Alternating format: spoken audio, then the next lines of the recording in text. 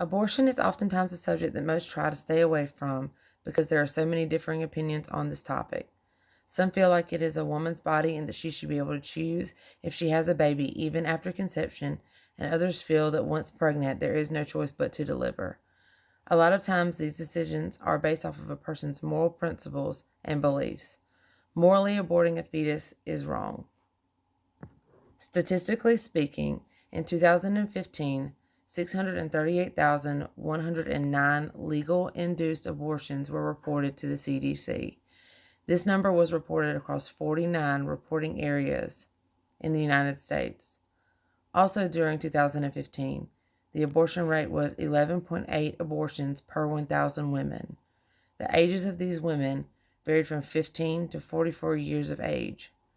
Women in their 20s were where the majority of these were accounted for. The majority of these were done in early gestation. 91.1% of abortions were performed at earlier than 13 weeks. 7.6 were performed at 14 to 20 weeks gestation, and 1.3 were after week 21. The Merriam-Webster Dictionary defines abortion as a termination of pregnancy after, accompanied by, resulting in, or closely followed by the death of an embryo or fetus, such as spontaneous expulsion of a human fetus during the first 12 weeks of gestation or induced expulsion of a human fetus. It also states it is expulsion of a fetus by a domestic animal, often due to infection at any time before the completion of pregnancy. Pregnancy in itself is a beautiful thing. Women's bodies were meant to conceive and deliver babies. The length of a full-term pregnancy is 38 weeks, but OB/GYN doctors use 40 weeks because they go by the time between the first day of the last menstrual period and the birth of the child. The fetus is recognized to have a heartbeat by week 4 of gestation. Aborting a child in any week of gestation is taking the life of an innocent person and should not be allowed to happen, but in any case after week 4 should be considered murder.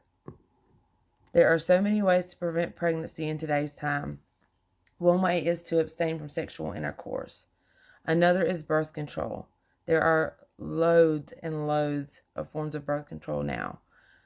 Some examples of those would be male condoms, female condoms, diaphragms, surgical cap, sponges, spermicide, contraceptive pill, which is known as the birth control pill, patches, injections, vaginal rings, IUDs, implants, natural family planning, which is the planning around the woman's fertile time of the month, emergency contraception, which is the morning after pill or Plan B, and finally sterilization.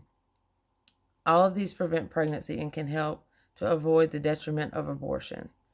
If pregnancy happens after taking precaution, there are other ways to handle not being ready for other than abortion.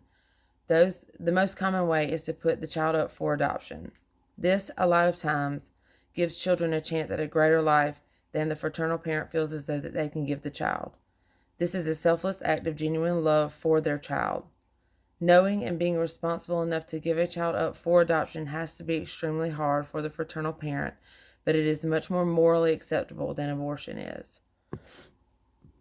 Abortion is both morally and ethically wrong. There are thousands of women who struggle with infertility each and every day. Giving them the gift of a child would be the most selfless act a person could do. These parents want children and strive to give them lives that would flourish them. Choosing adoption over abortion is not only much safer for the mother delivering, but it is also a way to give a child a life that they deserve. Thank you.